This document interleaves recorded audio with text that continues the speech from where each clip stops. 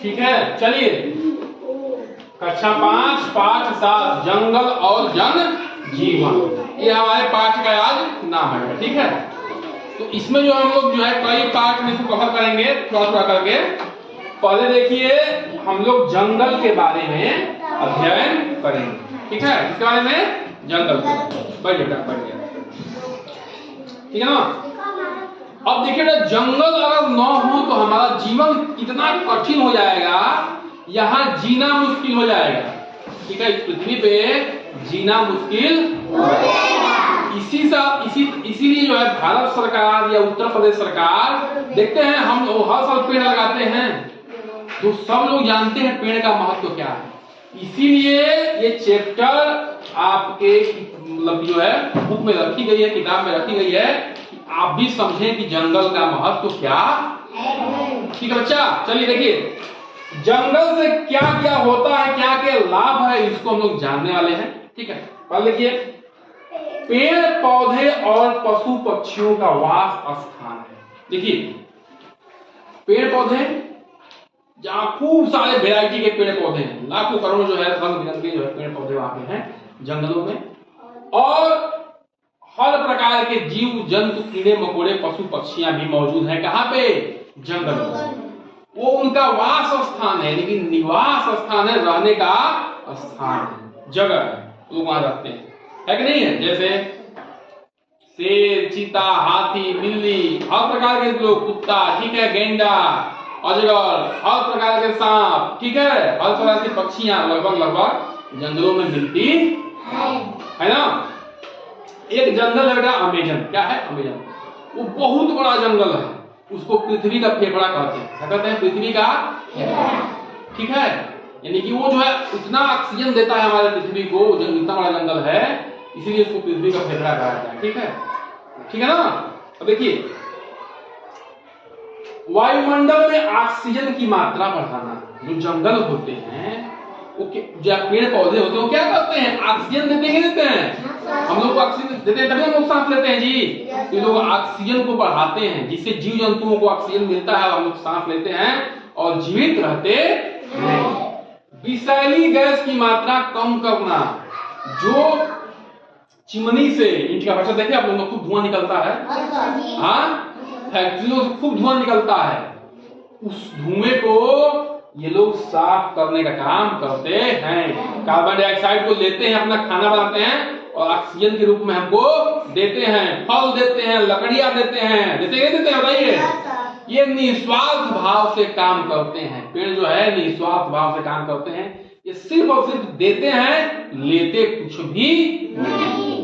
ठीक है, मिट्टी के कटाव रोकना, कहीं बाढ़ आ गई भयंकर बेटा, तो इनकी जड़ें क्या होती, इतनी मजबूत हैं कि वो मिट्टी के कटाव को रोक लेती हैं, मिट्टी को वहां से कटने देती हैं। उनकी जड़ जो है जकड़ लेते हैं वहां के मिट्टी को, जो आप देखे, कभी जड़ देखे हैं आप लोग पेड़ क्या कटते हुए, वो जकड़ लेते हैं पेड़ पे, जो मिट्टी जकड़ लेते हैं और मिट्टी वहां से कटती नहीं। ठीक है, तो ये मिट्टी के कटाव को भी रोकते हैं। वर्षा कराने में इनकी भूमिका है, वर्षा भी कराने में इनकी भूमिका है। कैसे? देखिए जब ये पेड़ पौधे खाना बनाते हैं तो जमीन से जड़ों द्वारा पत्तियों तक पानी को पहुंचाते हैं, वहां से क्या होता है? वाष्प बनता है। क्या बनता है? वाष्प। पत्तियां जो है जब वाष्प छोड़ती हैं, जिसके वजह से हम लोग जाते हैं वहां बेटा पेड़ के नीचे, तो ठंडा महसूस होता है। क्या होता है? वो जल वाष्प के कारण होता है। कभी गर्मी से जाइए पेड़ के नीचे बैठिए, देखिए ठंडा महसूस हुआ। क्यों होगा? क्योंकि जब खाना बनाते हैं पेड़ तो उसमें से जलवाष्प भी निकलता है। ठीक है, जलवाष्प, ठीक ना, जलवाष्प का मतलब क्या है?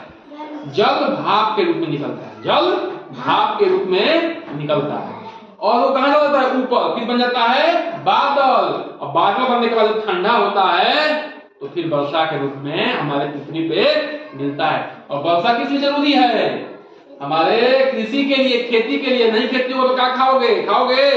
भूमिगत जल के लिए।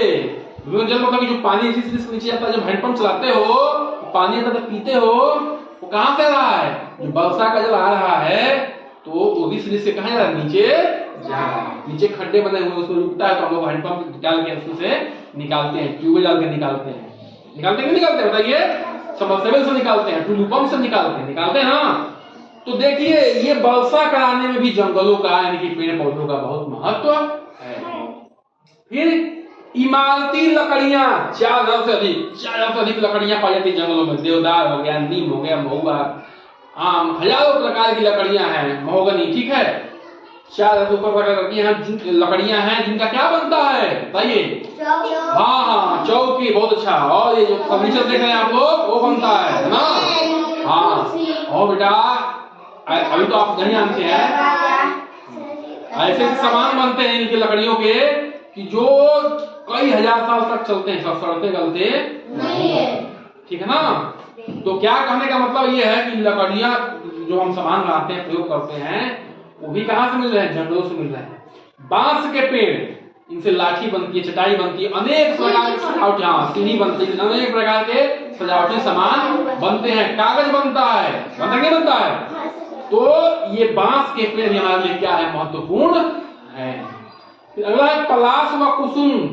पलाश और कुसुम के जो पौधे हैं उनके जो है लाख के कीट, लाख एक प्रकार कीट है, उनसे लाख बनता है। पता नहीं बता उस दिन उससे क्या बनता है? नकली आभूषण जो लड़कियां पहनती हैं, ठीक है ना? नकली आभूषण, सोना चांदी के नहीं, आभूषण मतलब गहना, ठीक है ना?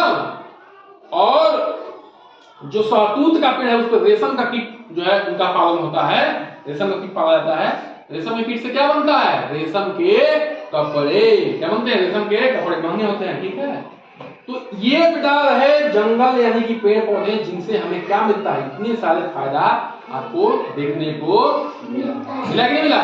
इसलिए हमें क्या करना है? पेड़ पौधों को बचाना है, जंगलों को बचाना है, अधिक से अधिक जहां जगह खाली हो वहां पेड़ पौधे लगाना है, ठीक है ना? चलिए इसके बाद अगला चैप्टर कल पढ़ेंगे आगे इसके।